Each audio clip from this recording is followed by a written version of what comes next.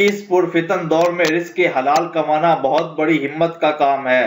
جہاں رشوت سود عام ہو وہاں خون پسینہ بہا کر حلال روزی کماتا ہے آج کا مزدور۔ لیکن صد افسوس کہ ہم لوگ ایسے لوگوں کا حوصلہ بڑھانے کے بجائے ان کی تذلیل کرتے ہیں۔ بڑے بڑے ہوٹلوں اور شاپنگ مالز میں ہم ہزاروں روپے خوشی خوشی لوٹا کر آتے ہیں، لیکن ایک رکشہ ڈرائیور اور سبزی فروش سے 5-10 روپے کے لیے گھنٹہ بحث کرتے ہیں۔ یار ویڈیو دیکھنے سے کچھ نہیں ہوگا، عمل کرنے سے ہوگا۔ اپنے ارد گرد کے مزدوروں کا خیال کرو، انہیں عزت دو۔ اگر آپ کے ماتحت کچھ لوگ ہیں تو ان کے ساتھ نرمی کرو، اور سب سے بڑھ کر کے ان کا حق ان کا پسینہ سوکھنے سے پہلے دو۔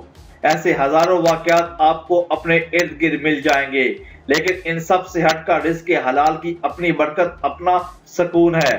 اللہ ہم سب کو عمل کی توفیق عطا فرمائے، آمین۔